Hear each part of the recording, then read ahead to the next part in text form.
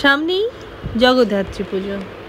জগদ্ধাত্রী পুজো নিয়ে এই রাজ্যেরই দুটো জায়গার লোকেদের ভীষণ মতানৈক্য আছে। কৃষ্ণনগরের লোকেরা বলে যে জগদ্ধাত্রী পুজো প্রথম শুরু করেছিলেন কৃষ্ণনগরের রাজা কৃষ্ণচন্দ্র রায়, এবং চন্দননগরের লোকেরা বলে না, সেখানেই জগদ্ধাত্রীরই মা প্রথম পূজিত হন। জগদ্ধাত্রী মা তো জগতের মাতা, তিনি তো পুরো জগৎ জুড়েই পূজিত। উনি তো শুধু সীমাবদ্ধ নন কোথাও, সেটুকু অন্তত খেয়াল রাখলে মনে হয় এই তর্ক বিতর্ক না করে আমরা পুজোর দিকে মনোযোগ করতে পারি। কৃষ্ণনগরের কথাই মনে পড়লো ঠাকুমার বলার এই কৃষ্ণচন্দ্র রাজার, যিনি গোপাল ভাঁড় ছিলেন তার সভার, তার কথা শেয়ার করি একটু। একবার গোপাল ভাঁড় রাজার জন্য একটা মাছ কিনে নিয়ে এসেছিলেন। কৃষ্ণচন্দ্র রাজামশাই তাকে পছন্দ করলেও মন্ত্রী তাকে একদম পছন্দ করতেন না, কারণ গোপালকে সব সময় সে হিংসে করত।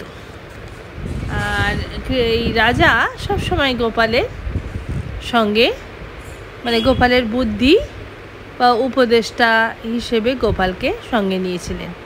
আর গোপালের যে হিউমার সেন্স হাস্যরস, সেটা ছিল অসম্ভব সুন্দর। তা তো আপনারা জানেন, আপনারা ছোটোবেলায় খুব গোপাল ভাঁড়ের গল্প বই পড়তাম, একদম পাতলা পাতলা বই, যেগুলো ট্রেনে বিক্রি হতো বা দোকানেও পাওয়া যেত। তবে এই গল্পটা আমার ঠাকুমার কাছ থেকে শোনা। ঠাকুমা বলছেন যে গোপাল ভাঁড় একবার মাছ নিয়ে এসছেন। তো মাছ নিয়ে আসার পরে সেই মাছটার দাম ছিল তখনকার দিনে 200 টাকা। তো শুনে তো মন্ত্রী ভীষণ রেগে গেছেন। তখন মন্ত্রী গিয়ে, মন্ত্রীটা একটুখানি যাকে বলে অনেক পুরুষ মানুষ থাকেন না, একটু লাগান ভাজান করেন, হ্যাঁ, তো উনি ওই টাইপের। উনি গিয়ে রানীমাকে বললেন, রানীমা এরকম গোপাল মাছ নিয়ে এসছে, বলছে 200 টাকা। রানীমা তো গোপালকে একদম পছন্দ করতেন না, যেহেতু রাজামশাই তাকে অনেক গুরুত্ব দিতেন, সেই জন্য। তখন রাজামশাই যখন ঘরে এলেন, বললেন যে গোপাল এরকম 200 টাকা তুমি দিলে, তোমার দেওয়া উচিত হয়নি, কারণ গোপালের থেকে টাকা চুরি করেছে। তখন মহারাজ বললেন, তাহলে কি করা যায় বলো? তখন বলল যে তুমি জিজ্ঞেস করো যে মাছটা ফিমেল মাছ না মেল মাছ। যদি ফিমেল বলে তাহলেও তুমি নিও না, আর যদি মেল বলে তাহলেও তুমি নিও না, তাহলে টাকাটা। পরের দিন রাজা গম্ভীর মুখে গোপালকে বললেন, গোপাল, মাছটা কি মাছ ছিল? মেয়ে মাছ না ছেলে মাছ? তখন গোপাল উত্তর দিল, এটা মেয়ে মাছও না, ছেলে মাছও না, এই মাছটা একটি হিজড়ে মাছ। তখন গোপালের উপস্থিত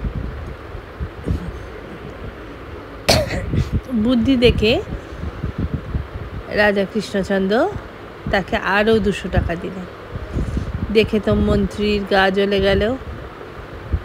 এবার সে আবার রানীর কাছে গিয়ে নালিশ করল।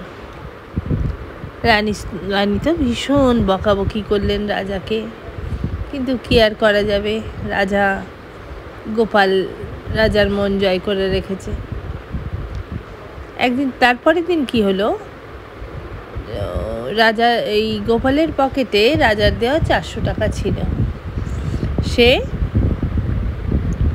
একটা 200 টাকার নোট রাস্তায় যেতে যেতে পড়ে গেলে সে টাকাটাকে চুমু খেয়ে মাটির থেকে তুলে প্রণাম করে চুমু খেয়ে নিল, রাখলো। তখন সে মন্ত্রী বলল যে দেখেছেন এই এত হার কেপন, এর পকেট থেকে 10 টাকা পড়ে গেছে, তাই দেখুন এরকম করে সে মাটির থেকে তুলে পয়সাটা রাখার চেষ্টা করলো। তখন রাজা আর কিছু বললেন না। আবার যখন ঘরেতে গেলেন তখন দেখলেন রানীও সেই কথা বললেন যে ও এত কৃপণ, ওকে তোমার এবার শাস্তি দেওয়া উচিত।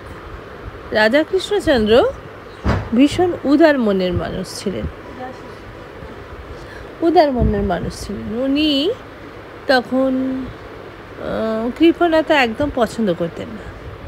পরের দিন তিনি ডাকলেন, ডেকে বললেন, গোপাল, কালকে তোমার পকেট থেকে 10 টাকা ধুলোর মধ্যে পড়ে গেছিল, সেটা তুমি নিয়ে মাথায় ঠেকিয়ে আবার চুমু খেয়ে পকেটে রাখলে, কি ব্যাপার?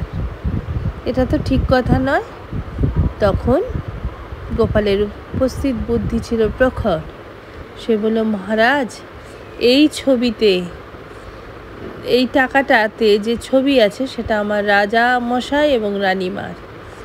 আমি যদি টাকাটা না তুলে নিতাম তাহলে অন্য কেউ পাড়িয়ে দিয়ে বা মারিয়ে দিয়ে চলে যেত।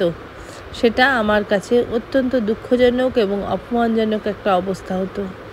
আপনি বলুন না মহারাজ, এটা আমি কি কোনো ভুল করেছি? কৃপণতা নয়, কিন্তু পয়সার মূল্য দেওয়া, যেখানে রাজা রানীর ছবি আছে সেটা অন্য কেউ পায়ে দলিত করুক আমি চাইনি বলেই টাকাটা তুলে রেখেছি।